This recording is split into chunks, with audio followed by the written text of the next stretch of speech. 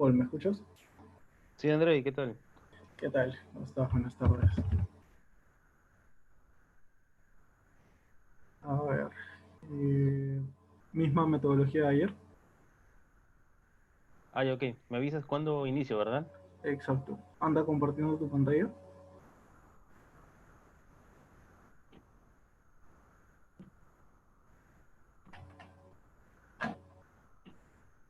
Listo. Voy a dejar esta reunión, como te digo, abierta para ver si es que hay algún alumno ahí interesado. Va a entrar. Voy a colocar la presentación, perdón, voy a colocar el archivo que me mandaste acá en los comentarios. Si es Ah, que ya, alguien, ok. si es que alguien lo requiere. Y nada, no lo voy a colocar en Facebook. Y nada, no hagas mención sobre esa plantilla. Sé que la van a pedir, pero de igual forma no la menciones, no digas que la vas a pasar o algo por el estilo. Ya, perfecto, no hay problema. Ok, entonces, eh, dale, comparte la pantalla. Yo te aviso por WhatsApp, ¿te parece? Ya, no hay problema. Ok, genial. Silencio.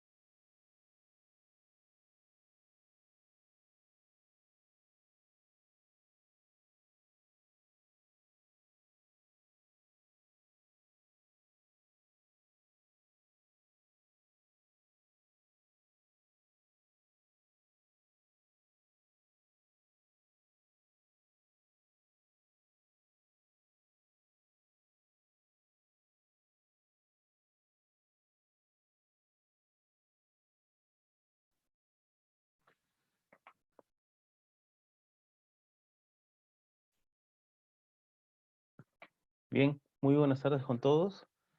¿Qué tal? Espero que se encuentren todo bien. El día de hoy nos encontramos para llevar el curso denominado Finanzas para no financieros. Bien, el objetivo de este curso es realizar el análisis e interpretación de estados financieros para una correcta toma de decisiones mediante la aplicación práctica de herramientas contables y financieras. A lo largo de este curso, nosotros vamos a poder aprender a analizar e interpretar estados financieros, vamos a poder conocer la estructura de los estados financieros que tenemos y también vamos a poder aplicar herramientas como el flujo de caja financiero, flujo de caja operativo, el análisis vertical y horizontal. A su vez, también podemos analizar e interpretar los ratios financieros, que es muy importante siempre en una empresa para evaluar cuál es la posición financiera y el rendimiento que tiene esto. ¿Ok? Entonces, el día de hoy empezamos con el módulo 1, que es estructura de los estados financieros. Durante este módulo, nosotros vamos a aprender cuál es la estructura de los 4 estados financieros que tenemos actualmente. ¿Ok? Conocer la estructura de los estados financieros nos va a permitir analizar de una mejor manera, ya que vamos a comprender cómo están compuestos esos estados financieros y a su vez vamos a ver qué partidas podemos analizar de manera más rápida y qué partidas nos van a ser mucho más útiles para un análisis y una interpretación financiera. Ok, entonces, el día de hoy vamos a analizar qué son los estados financieros. Los estados financieros constituyen una representación estructurada de la situación financiera y el rendimiento de una unidad. Además, es el medio principal para suministrar información de la empresa y se preparan a partir de los saldos de los registros contables de una empresa a una fecha determinada. Cabe señalar que los estados financieros se elaboran de manera histórica. ¿A qué me refiero con ese término? A que se realizan a determinada fecha, que viene con una anterioridad. Por ejemplo, al día de hoy, ok, nosotros estamos en el mes de mayo. Sin embargo, muchos de los análisis o interpretaciones que se realizan de estados financieros son de estados financieros del año 2019 o quizás del mes pasado, 30 de abril o el 31 de marzo. ¿Ok? Por lo general, la información que se analiza no es a la misma fecha de presentación, sino o a la fecha en la que estamos actualmente, sino con un poco de anterioridad. Bien, ¿cuáles son los estados financieros que tenemos actualmente? Los estados financieros son 4, ¿ok? Tenemos el estado de situación financiera, el estado de resultados, el estado de cambios en el patrimonio y el estado de flujo de efectivo. Cada uno de ellos tiene una manera distinta de interpretarse y nos brindan una información diferente o complementaria a estos. Por ejemplo, el estado de situación financiera nos muestra la realidad financiera de una empresa en determinado periodo. El estado de resultados nos va a medir o nos va a dar el rendimiento que tiene la empresa, ¿no? En un determinado año de ejercicio. El estado de cambios en el patrimonio nos va a permitir cuáles son las variaciones que ha habido en el patrimonio y ya vamos a ver qué partidas se constituyen en el patrimonio. Y por último, el estado de flujo de efectivo, como su nombre lo enuncia, ¿no? Nos permite conocer cuáles han sido los movimientos de efectivo mediante las operaciones que se han realizado en la empresa. Adicional a ello, nosotros tenemos las notas a los estados financieros, que son notas aclarativas, ¿ok? O pequeños enunciados que nos permiten conocer de mejor manera cómo han sido compuestos estos estados financieros. Bien, ahora, ¿para qué nos sirven o cuál es la importancia de estos estados financieros? Primero, que nos sirven para que el usuario, o sea, nosotros, SUNAT, una entidad bancaria, pueda tomar decisiones acerca del rendimiento de una entidad, ¿ok? Segundo, que permite conocer posibles variaciones que se darán en sus recursos económicos a futuro. Si yo analizo un estado financiero al día de hoy, quizás puedo proyectarme al futuro, ¿no? O qué es lo que puede pasar o qué proyección puedo hacer dentro de los próximos 3 meses, 6 meses o incluso un año. Y por último, nos va a permitir evaluar las actividades operativas de inversión y de financiamiento de la entidad. Existen esos 3 tipos de operaciones o de actividades dentro de una empresa que de evaluarlas nos va a permitir motivos de mejora dentro de nuestro negocio. Entonces, conocer cuál es la importancia y para qué se utilizan los estados financieros es importante para saber hacia dónde queremos ir y dónde estamos actualmente. ¿Ok? Muchos empresarios, muchos pequeños negocios tienen esa dificultad de que no pueden analizar o no saben una estructura de un estado financiero y sin embargo van a la deriva. No utilizan herramientas financieras, no saben de cómo está estructurado su estado financiero y por lo tanto están a ciegas. Bien, ahora, ¿qué cualidades debe reunir los estados financieros? Básicamente debe reunir 4 cualidades, ¿ok? Primero, debe ser relevante, ¿ok? ¿Qué significa relevante? Que es útil para la toma de decisiones financieras, ¿ok? Y que ayude a evaluar sucesos pasados, presentes y futuros, ¿ok? Como les decía, la información que se presenta actualmente son de meses anteriores, por lo tanto puedo evaluar sucesos pasados, cómo estoy actualmente y cómo puedo proyectarme a futuro. También debe ser fiable. ¿Por qué la información financiera o los estados financieros deben ser fiables? Porque la información debe estar libre de errores. Y porque los usuarios pueden confiar en la imagen fiel de lo que se está presentando, ¿no? Si uno va a una entidad financiera y presenta los estados financieros de su negocio para solicitar un financiamiento, pues, la entidad financiera crea carta cabal y a ojos cerrados que lo que le estoy presentando es fiel realidad del negocio. También los estados financieros deben ser íntegros. ¿Qué significa integridad? Que la información está completa, ¿ok? Y que no hay omisiones de importancia relativa. Ese término de importancia relativa quiere decir qué tan importante o qué tan relevante es algún error que yo puedo haber cometido en la elaboración de los estados financieros o alguna ausencia de alguna partida importante dentro de estos estados financieros. Supongamos pues que yo olvidé depreciar algún activo o olvidé hacer algún ingreso de dinero o registrar algún ingreso, ¿no? Esa información, dependiendo del monto o la cantidad de dinero que represente, puede ser relevante o irrelevante. Y por último está la comparabilidad. La comparabilidad le permite al usuario de la información financiera comparar la situación y el rendimiento en periodos distintos, ¿no? Para saber si yo estoy bien o mal o si he mejorado mi situación con respecto a un año, los estados financieros deben ser comparables. ¿Y cómo son comparables? Mediante el uso de una misma estructura que permita que tenga las mismas partidas y que se pueda comparar la información que ésta contenga. ¿Ok? Entonces,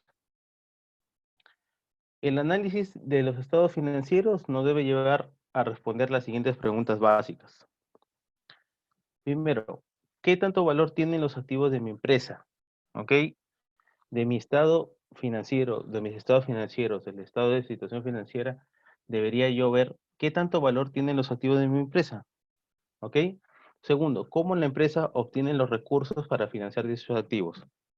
A lo mejor la empresa es financiada en su mayoría por recursos propios, por aportes de accionistas, o quizás la empresa ha sufrido un apalancamiento financiero y ha tenido algún préstamo bancario, ¿no? O deuda de terceros.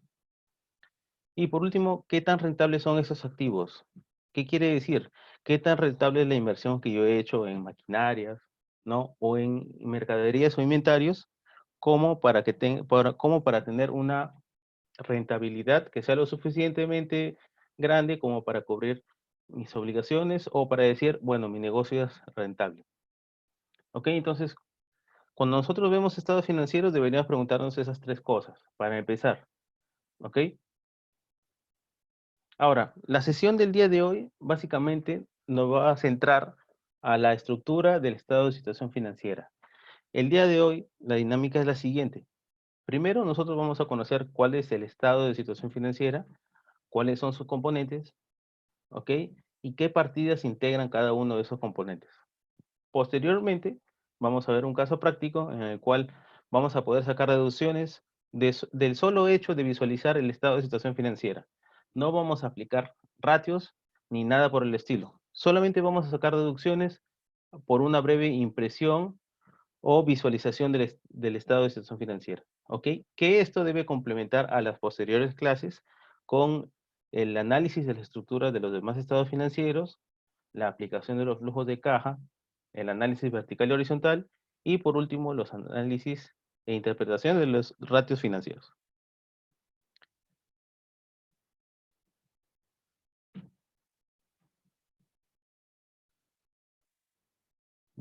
Veamos.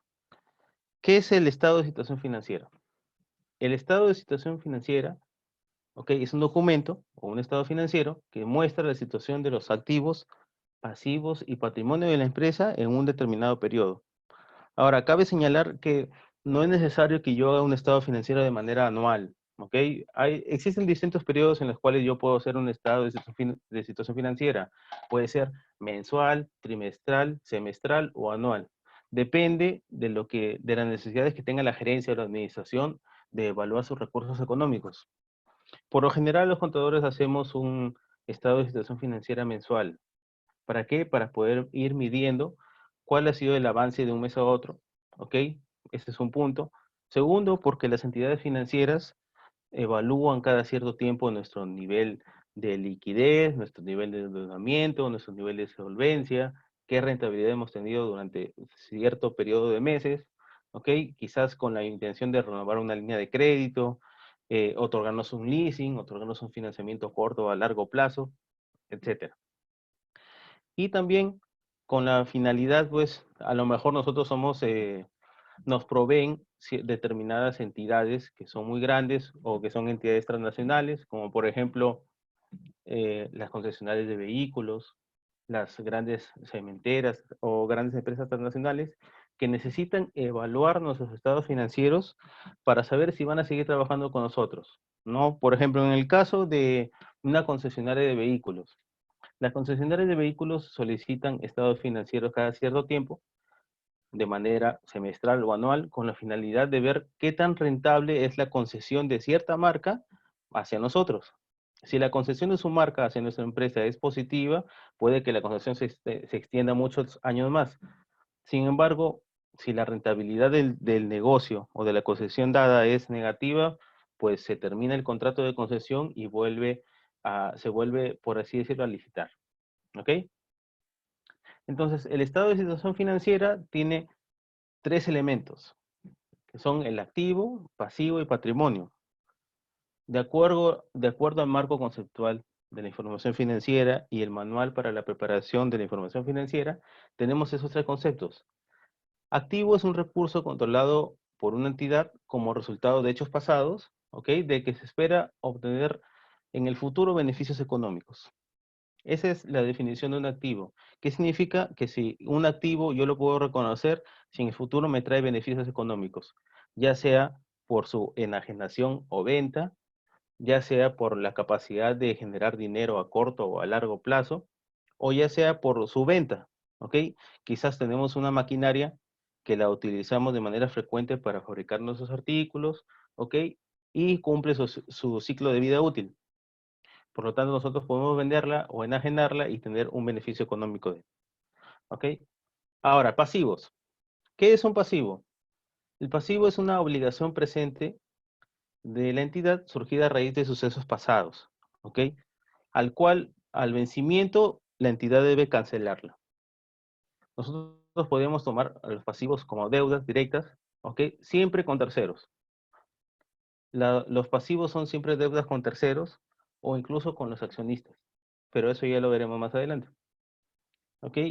De los cuales se pretende desprenderse de recursos que incorporan beneficios económicos. Recordemos que nosotros no solamente podemos pagar con dinero en efectivo, sino también podemos compensar deudas o incluso pagar con bienes de nuestro inventario.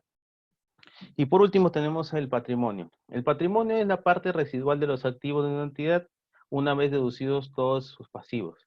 Esos son los conceptos que mayormente se toman en cuenta o que están en el libro. Sin embargo, una manera mucho más fácil de entenderla es la siguiente. ¿Ok? Un activo, el sinónimo de un activo puede ser un derecho o un beneficio o, en su defecto, recursos a favor que yo tengo para mi empresa. Entonces, de manera mucho más fácil, o en español, por así decirlo, un activo es un recurso a favor que tiene la empresa. Los pasivos directamente se derivan de obligaciones o de deudas a terceros. Básicamente, ese es el concepto libre que nosotros podemos tener, obligaciones o deudas a terceros. Y por último, el patrimonio. La manera básica está relacionado directamente con los accionistas. ¿Y qué es el patrimonio? Es el financiamiento propio de la empresa que tiene a cargo de esos accionistas. O son los aportes iniciales que han dado los accionistas para poder constituir la empresa. ¿Ok? Entonces, de manera clara, tenemos esos tres elementos del estado de situación financiera, ¿ok?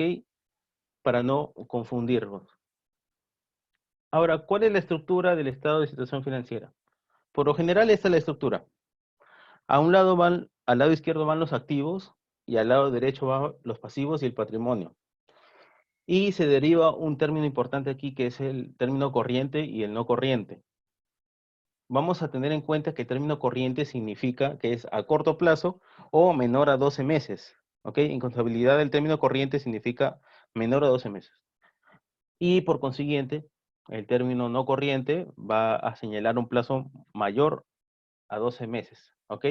Entonces nosotros tenemos por el lado izquierdo activo corriente y no corriente, y por el lado derecho pasivos corrientes y pasivos no corrientes, y el patrimonio. La ecuación contable que siempre se maneja para realizar el estado de situación financiera es activo es igual a pasivo más patrimonio. Si nosotros tenemos esta ecuación, por así decirlo, cuadrada o conciliada, significa que hemos hecho un correcto estado de situación financiera.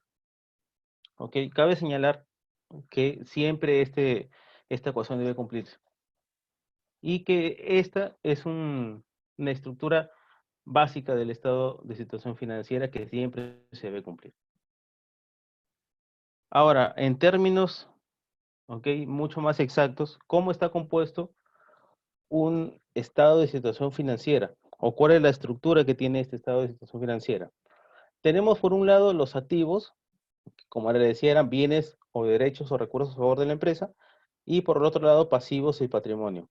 Los activos están compuestos por efectivo y equivalente de efectivo, inversiones financieras, cuentas por cobrar comerciales y relacionadas, otras cuentas por cobrar, existencias, inversiones inmobiliarias, inmuebles, maquinaria y equipo, intangibles y los servicios contratados por anticipado. ¿Ok? Esta partida la vamos a ver una a una para que puedan entender cuál es la composición o cuál es la estructura o qué conceptos van dentro de estas partidas. ¿Ok? Muchas personas al intentar realizar un análisis de la estructura del estado de situación financiera o el análisis e interpretación de este estado financiero, aplica solamente los ratios, pero al momento de interpretarlo no saben a qué se refieren. ¿Por qué? Porque no tienen una noción básica de a qué constituye estas partidas.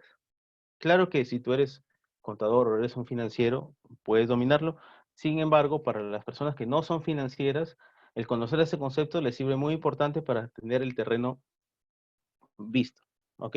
Ahora, los pasivos son las obligaciones y deberes de la empresa que tiene con terceros, como por ejemplo los tributos que tiene por pagar, que es con el Estado, remuneraciones y participaciones por pagar, que son con trabajadores, cuentas por pagar comerciales y obligaciones financieras. Por último, el patrimonio está compuesto por básicamente el capital social, que son los aportes iniciales de los accionistas, las reservas, que pueden ser legales, estatutarias, ¿ok? Los resultados acumulados, que son la utilidad o pérdida de años anteriores, y el resultado del ejercicio. Entonces, pasemos a ver ahora cuál es la estructura o los elementos del pasivo, perdón, del activo. El primer elemento del activo es el efectivo equivalente de efectivo, ¿ok? Este elemento del activo es el mayor indicador de liquidez que tiene la empresa, ¿ok? Porque si nosotros en esta época nos ponemos a pensar, estamos nosotros confinados en una época de cuarentena y las situaciones para realizar negocios son muy adversas. Entonces, ¿cuál es la primera o la más importante línea de defensa que tiene una empresa contra las obligaciones con terceros o con sus deudas corrientes? Es básicamente el efectivo equivalente de efectivo, ¿ok? Si una empresa no tiene operaciones, no puede cobrar las facturas por cobrar o las cuentas por cobrar comerciales, no puede vender los inventarios o las existencias que tienen almacén, y no puede recuperar las otras cuentas por cobrar que tiene, como por ejemplo préstamos a los accionistas o a los trabajadores, la última línea de defensa que tiene una empresa es el efectivo equivalente de efectivo. Y como le decía, esa es la partida más importante para ver la liquidez de la empresa en una posición muy difícil como la de ahora. ¿Cómo se compone el efectivo y equivalente de efectivo o esta partida? Tenemos el dinero en caja, dinero en cuentas corrientes, ¿ok? Los depósitos a plazo fijo o los depósitos en ahorro que tiene una empresa, y los fondos sujetos a restricción, que por lo general está relacionado con dinero que no podemos tener de libre disposición por determinado tiempo, ¿ok? Entonces, también aquí podríamos considerar cheques, ¿no? O algún depósito que tengamos a favor de nosotros. Pero básicamente, esa es una de las partidas más importantes del activo porque es el mayor indicador de liquidez que tiene nuestra empresa. Segundo, tenemos las cuentas por cobrar comerciales y dependiendo del tipo de presentación que querramos hacer en nuestro estado de situación financiera, le puedes entre paréntesis neto. ¿A qué me refiero con eso? Muchas de las estructuras de los estados de situación financiera varían dependiendo de la entidad que me los exige. Por ejemplo, para yo presentar estados financieros a la SMB, se tiene una estructura directa que la entidad ha organizado para presentar de mejor manera los estados financieros. De igual manera la SBS. La SBS tiene un formato de estado de situación financiera muy distinto, porque tiene incluso un plan contable distinto. Sin embargo, nosotros a modo de presentación, ya sea para una entidad bancaria, para los accionistas o para algunos proveedores, podemos cambiar la nomenclatura de estas siempre y cuando sea entendible, ¿ok? Y siempre y cuando no varíe mucho la forma de nuestro estado de situación financiera. Ahora, ¿por qué he considerado neto estas cuentas por cobrar comerciales? Porque es neto de la estimación de cobranza dudosa. Las cuentas por cobrar comerciales, ¿qué incluyen? Facturas por cobrar, ojo, solo por operaciones comerciales o por el giro de negocio, boletas por cobrar, letras por cobrar y la estimación de cobranza dudosa que disminuye el saldo del rubro o de la partida. En esta época de cuarentena, por ejemplo, vamos a tener muchas estimaciones de cobranza dudosa porque va a existir mucha falta de liquidez a las personas naturales que no han podido vender o quizás a los negocios que como no tienen ingresos, bueno, nos van a quedar debiendo. Entonces es importante realizar esta estimación de la manera más correcta y para cumplir con que una cuenta sea llevada como o denominada como cobranza dudosa, se necesitan ciertos requisitos, ¿no? Como el que haya pasado un año, como el que se hayan intentado realizar todas las operaciones de cobro posible. ¿Ok? Entonces, considerando esto, estos son los elementos de este rubro que son cuentas por cobrar, comerciales. Bien, ahora, ¿qué otra partida tenemos? Tenemos otras cuentas por cobrar. Las otras cuentas por cobrar incluye derechos exigibles de la empresa diferentes de aquellos originados en el giro del negocio. ¿Qué partidas tenemos aquí, por ejemplo? Tenemos los préstamos por cobrar al personal y accionistas, los préstamos por cobrar a terceros, ¿ok? Porque no solamente nosotros recibimos financiamiento, sino que también la empresa puede prestarle a un tercero y no hay ningún problema. Los depósitos otorgados en garantía por alquileres, porque, por ejemplo, cuando una empresa realiza un alquiler, por lo general le piden una garantía. Esa garantía, cuando desocupas el bien o el inmueble, te la devuelven. ¿Ok? Entonces, es como si consideramos un dinero que está depositado para un tercero, pero que cuando nosotros nos retiremos del inmueble, vamos a recuperar. Es por eso que es considerado un activo. Y por último está la venta de activos fijos a terceros. Ahora, yo he considerado esas partidas porque son las más utilizadas, pero pueden existir muchas más. ¿Ok? Pues las partidas más utilizadas son esas, ¿ok? Y van en el rubro de otras cuentas por cobrar. Otro elemento del activo y que es el más importante o uno de los más importantes para empresas industriales son las existencias.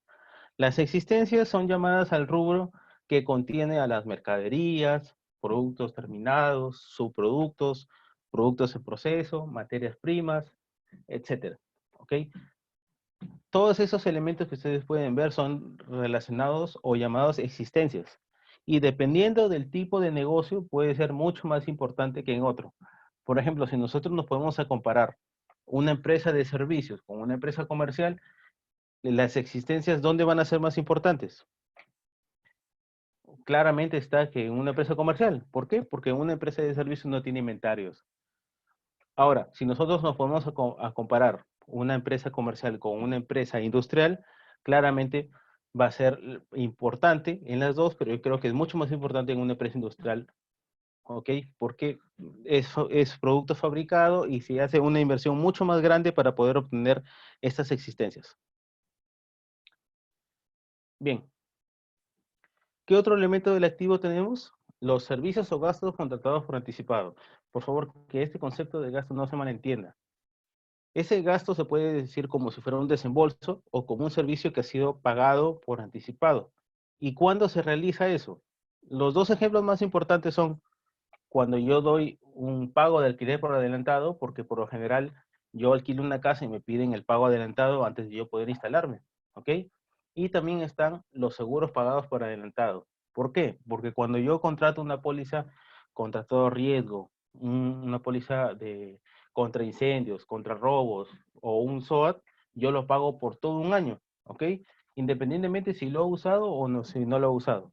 Entonces es por eso que se considera un pago por adelantado. Y estos dos elementos, o estos dos conceptos son los más utilizados dentro de este rubro, que son servicios contratados por anticipado.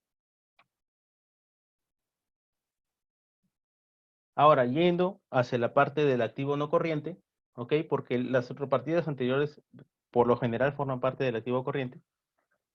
Dentro del activo no corriente tenemos propiedades, planta y equipo, ¿ok? Y como les mencionaba antes, por motivo de nomenclatura, también me he tomado la libertad de ponerle neto. ¿Ok? ¿Por qué es neto? Porque es neto de depreciación, como lo vamos a ver ahora. Esta partida incluye los inmuebles, maquinaria y equipo adquiridos, construidos en proceso de construcción o con la intención de emplearlos para la producción o suministro de bienes. ¿Ok? ¿Qué sinónimos o qué rubros o qué partidas incluyen las propiedades, planta y equipo? Cada vez que yo veo un edificio, maquinarias, muebles, computadoras, herramientas o incluso un terreno, yo la voy a clasificar dentro de las propiedades, planta y equipo. ¿Y por qué se presenta neto? Porque existe un término llamado depreciación. La depreciación es la disminución del importe de un activo por su utilización constante. ¿Ok? No es lo mismo el valor de un televisor hace 10 años que el valor de un televisor ahora. ¿Ok? Por el uso y por el paso del tiempo, este televisor ha ido disminuyendo su valor. A esa disminución del valor se llama depreciación.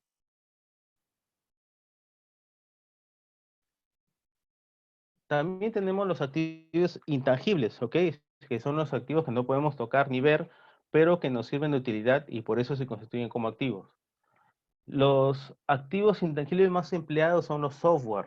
¿Quién no tiene pues un software contable en su computadora o un software de diseño gráfico a lo mejor o cualquier otro software que utilice a diario? Los software o la adquisición de un software es un intangible. Otros ejemplos son las marcas y las patentes que se tienen, ¿no? Que generan regalías por su utilización.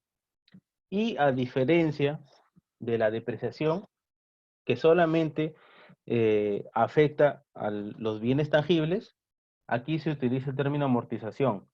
El término amortización es similar a la depreciación, solamente que se utiliza para intangibles. ¿Ok? Entonces, cuando yo presento un estado de situación financiera, en ese rubro yo podría poner activos intangibles y debajo podría poner la amortización en negativo como una reducción del valor de mis intangibles o en todo caso puedo restar en una sola partida y colocar el neto. ¿Ok? Como les digo, es motivo de presentación dependiendo cómo ustedes quieren mostrar a la gerencia o a un estado, a una entidad bancaria. Bien, pasemos a ver ahora los elementos del pasivo. Los elementos más empleados dentro del pasivo son los siguientes. Primero tenemos las remuneraciones por pagar. Dentro de esta partida tenemos a los sueldos, ¿ok? Comisiones, beneficios sociales, participaciones y cualquier otro relacionado al pago de trabajadores, al pago de los trabajadores, ¿ok? Cualquier concepto relacionado hacia los trabajadores es llamado remuneración por pagar. Y aquí se suma una partida importante, ¿ok? Con la modificación que ha habido en el plan contable para el año 2020, la FP también es considerada dentro de este rubro, que es remuneraciones por pagar, y que incluso ha cambiado de cuenta contable, ¿ok? Anteriormente, la AFP se trabajaba con la cuenta de tributos por pagar, sin embargo, ahora forma parte de remuneraciones por pagar y para presentación de estados financieros podremos incluirlo dentro de este rubro. ¿Ok? Entonces, remuneraciones por pagar, sueldos, salarios, comisiones, beneficios sociales, AFP. Otro elemento del pasivo son las cuentas por pagar comerciales, que, bueno, es similar a las cuentas por cobrar comerciales, solamente que en estas sí tiene que salir desembolso de nuestro dinero para poder cubrir una deuda, que es netamente del giro del negocio. Dentro de esta partida tenemos a las facturas, boletas, letras por pagar, ¿ok? Y a los recibos por honorarios por pagar. Aquí también se consideran a los recibos por honorarios por pagar. ¿Qué otro elemento del pasivo tenemos? Tenemos otras cuentas por pagar. Otras cuentas por pagar engloba a las cuentas por pagar diversas, cuentas por pagar accionistas y tributos por pagar. Ahora, esto es muy importante. Para presentación de estados financieros, nosotros podríamos separar estas tres cuentas de manera diferenciada o incluso podríamos agruparla en una sola y ponerla en otras cuentas por pagar. Sin embargo, ¿dónde se va a visualizar la descripción de estas partidas o el contenido de esta partida? En las notas a los estados financieros. Ahí es donde nosotros podemos consultar cómo está compuesta esta partida si nosotros tomamos la decisión de presentarlo de manera conjunta y no diferenciada. Ahora, las cuentas por pagar diversas básicamente engloban otras cuentas por pagar que tenemos diferentes al giro del negocio, como por ejemplo los préstamos recibidos de terceros. Debemos recordar que no solamente las entidades financieras nos prestan dinero, sino también puede ser una persona natural distinta a nuestro negocio que nos ha prestado dinero. ¿Ok? También tenemos las cuentas por pagar a los accionistas. Y básicamente aquí se encuentran los dividendos por pagar. ¿Qué son los dividendos? Los dividendos son las ganancias que se tiene o que tienen los accionistas una vez deducido o una vez restado de la utilidad neta del ejercicio, las participaciones, ¿ok? Y el impuesto a la renta. Mejor dicho, es la parte final de nuestro estado de resultados que tiene que repartirse los accionistas, o son las ganancias que ellos tienen. Recordemos que los dividendos por pagar están afectos al impuesto a la renta. Y por último tenemos los tributos por pagar. Dentro de tributos por pagar tenemos al IGB, el impuesto a la renta, el ITAN, el salud, ¿ok? Y acá hay un punto importante. Nosotros vamos a considerar los saldos a favor obtenidos por créditos fiscales o pagos a cuentas del impuesto a la renta y lo vamos a reclasificar a otros activos corrientes. ¿Por qué nosotros reclasificaríamos un tributo a otros activos corrientes?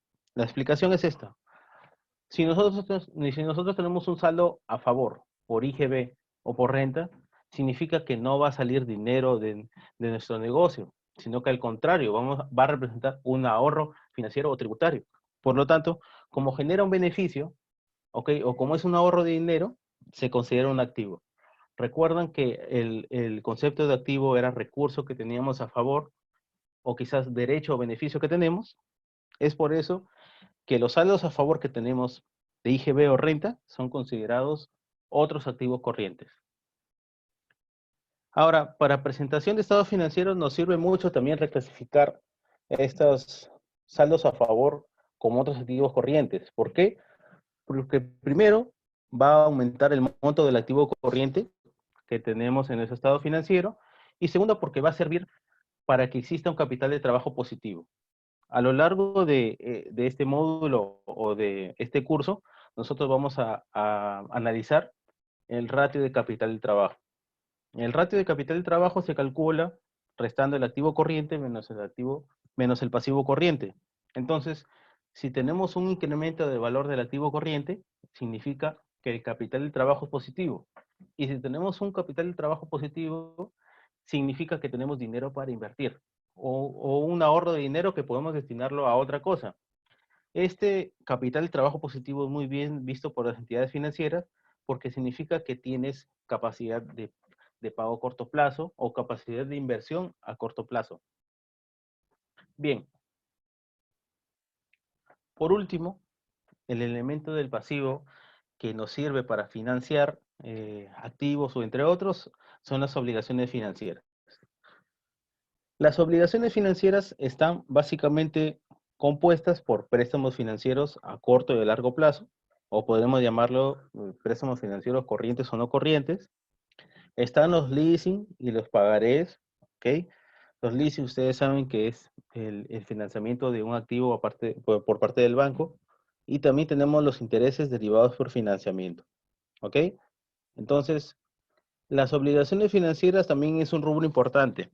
¿Por qué? Porque va a poder permitir visualizar qué tan endeudados estamos nosotros con una entidad financiera. Nos va a permitir también ver cuál es nuestra capacidad de endeudamiento a corto o a largo plazo mediante el análisis de ratios. Y todos estos temas de los ratios vamos a ver más adelante, pero de todas maneras hago hincapié a esto. Pasemos a ver ahora los elementos del patrimonio. Los elementos del patrimonio, básicamente, o lo más empleado son esos tres: capital, reservas y resultados acumulados. Básicamente, el capital se asocia a la inversión de los accionistas o los aportes que ellos pueden hacer hacia el negocio. ¿Ok? También tenemos las reservas legales, que son el 10% de nuestra utilidad, o las estatutarias, que por estatuto se puede fijar, aparte de la reserva legal, otro porcentaje más de reserva con la finalidad de poder cubrir pérdidas. Por ejemplo, esas reservas legales son muy importantes porque va a permitir cubrir las pérdidas que se tienen en estos tiempos, ¿no? De confinamiento, de pandemia, en la cual nadie está, o muy pocas empresas están laborando.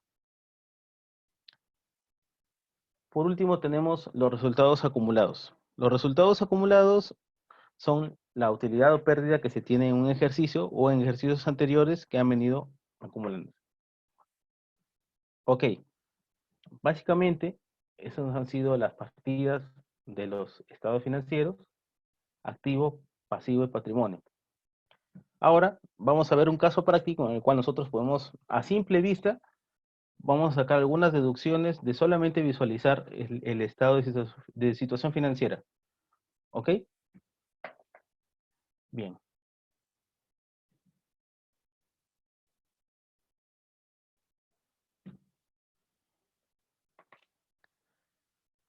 Bien, tenemos el caso de esta empresa. Esta empresa se llama Impreconta SAC, ¿ok? Es el estado de situación financiera al 31 de marzo del 2020. Ahora, nosotros podemos ver la composición de este estado de situación financiera, ¿ok? Tenemos que el total de activos es de 158.850. El pasivo de patrimonio tiene el mismo importe, así que está de manera correcta, ¿ok? Tiene las siguientes partidas: efectivo, equivalente de efectivo, cuentas por cobrar comerciales, existencias, otras cuentas por cobrar, propiedades, planta y equipo, intangibles. Aquí la depreciación y amortización acumulada se ha considerado aparte. Y tenemos también en parte del pasivo tributos por pagar, remuneraciones por pagar, cuentas por pagar comerciales y otras cuentas por pagar. También en los pasivos no corrientes podemos ver que tenemos un financiamiento a largo plazo. Tenemos el capital inicial, que fue de 30.000 soles, y los resultados acumulados. ¿Ok?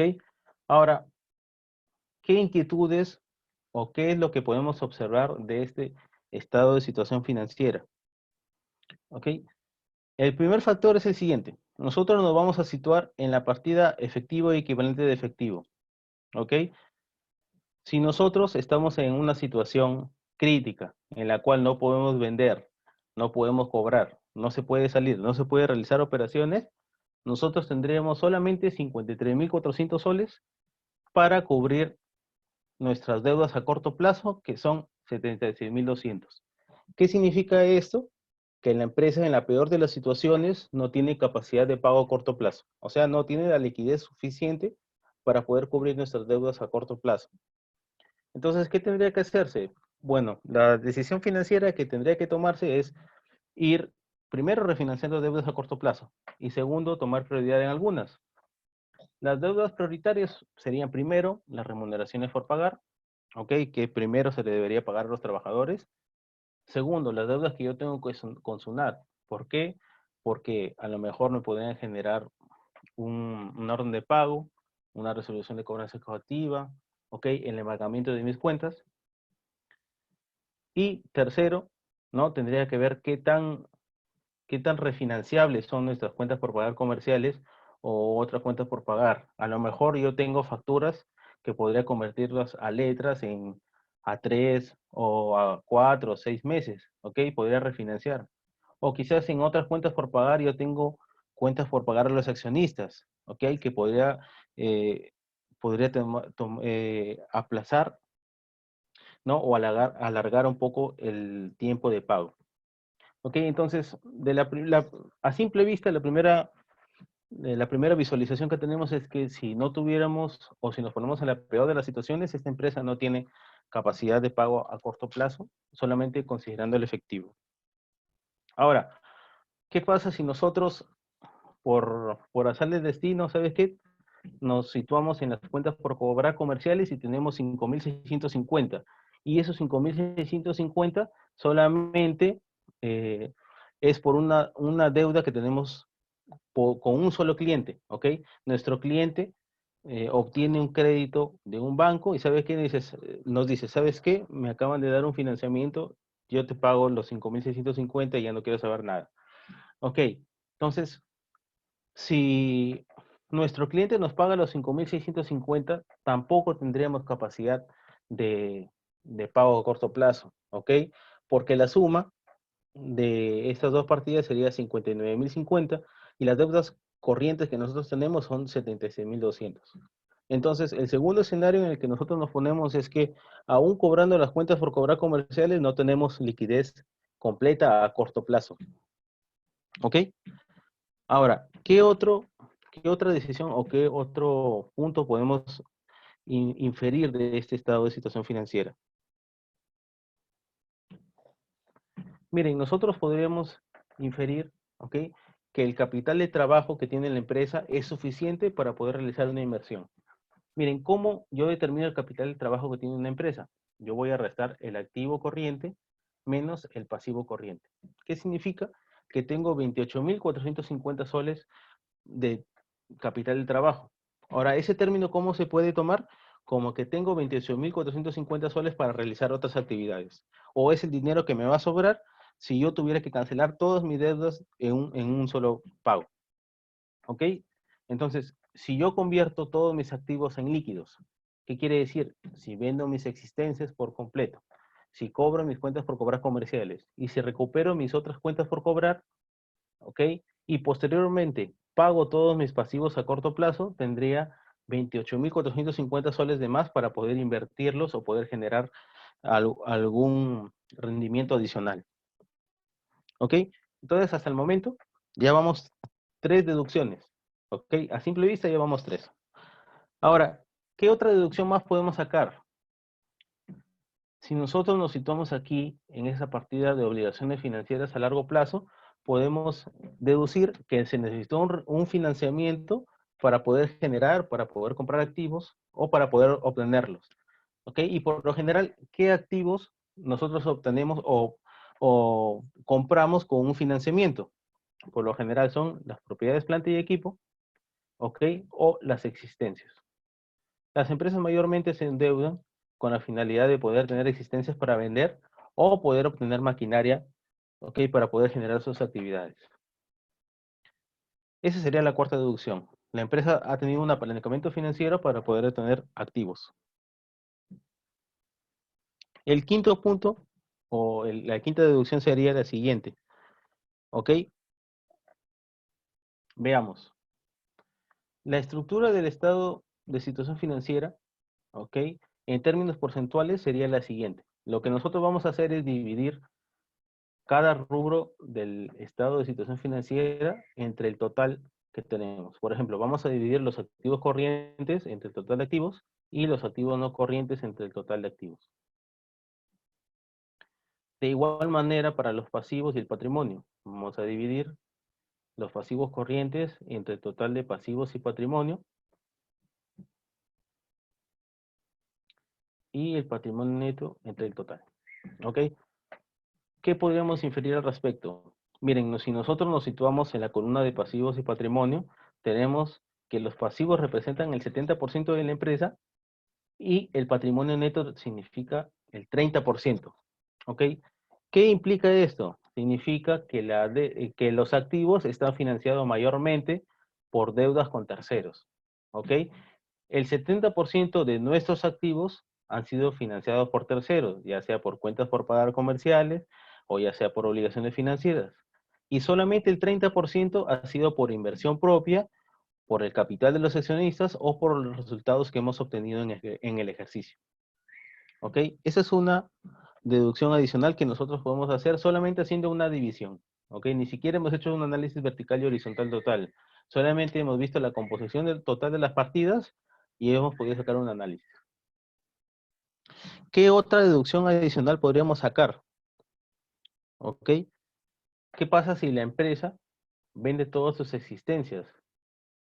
Si la empresa vende todas sus existencias, es muy probable que tengamos liquidez a corto plazo, ¿ok? Pero tendríamos que tener un futuro escenario en el cual nosotros pudiéramos vender nuestras existencias a un valor mucho más elevado que su costo, o incluso rematándolos al costo, tendríamos capacidad de pago a corto plazo. Ok, ahora, ¿cómo solucionamos, volviendo al punto anterior, cómo solucionamos este desequilibrio de 70-30? Ok, le decía que mayormente las deudas están financiadas por dinero de terceros, sino por propio. Entonces, una de las soluciones que podríamos tomar es un nuevo aporte de accionistas. A lo mejor si existe un aporte de 80.000 soles, ¿no? Vamos a hacer un ejemplo, vamos a hacer una suposición. Vamos a poner que los accionistas, o sea, tienen dinero propio o propiedades dentro de su patrimonio y deciden aportar a la empresa. Vamos a suponer que yo aporto 80.000 soles, ¿ok? Como propiedad, aumento el capital y también aumento las propiedades, planta y equipo. Ok, ¿qué pasó ahora con esta desproporción? O con esta composición o esta estructura. Las deudas por terceros solamente implican el 46% del total de mis activos y el 54% es aporte propio. Esto es muy importante para evaluar la solvencia, ¿ok? Y la estructura del estado de situación financiera. Si un banco o una entidad financiera ve que la estructura de tu estado financiero es la siguiente, 54 contra 46, significa que tienes capital propio que es utilizado mayormente para la compra de activos, ¿ok? El capital propio es mayor a la deuda con terceros.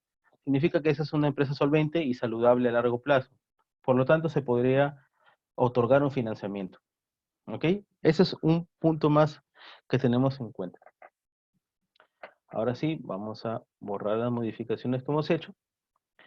Y una última deducción podría ser que los activos corrientes, ¿ok? Son mayores a los no corrientes. ¿Pero qué significa eso?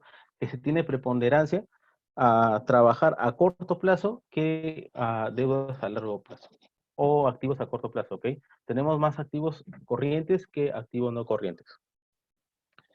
Bien, básicamente, ¿ok? De la visualización de este estado de situación financiera, hemos podido deducir entre 7 u 8 situaciones, ¿ok? Sin la necesidad de utilizar ratios financieros, sin la necesidad de hacer un análisis vertical y horizontal, ni la necesidad de hacer un flujo de caja. Solamente evaluando las partidas que tenemos y dando una pequeña visualización. Ahora, eso es muy importante. ¿Por qué? Porque una persona o un trabajador no financiero, ya sea un administrador, un economista quizás, o alguien que no tiene estudios de contabilidad, si puede realizar un análisis básico como el que acabamos de hacer, sería de mucha ayuda. O incluso un emprendimiento. Si tú tienes un emprendimiento y no tienes un contador atrás tuyo, tú puedes analizar tus propios estados financieros y podrías darte cuenta de cómo está la situación de tu empresa o qué decisiones podríamos tomar. ¿Ok? Ese ha sido un análisis básico. Durante las siguientes sesiones, nosotros vamos a aprender a tomar decisiones financieras, de inversión y de liquidez, ¿ok? Tomando en conjunto los estados financieros. El día de hoy hemos podido ver cuáles son las partidas de los estados financieros, cómo se componen, y un pequeño caso de un análisis del estado de institución financiera sin la utilización de ratios.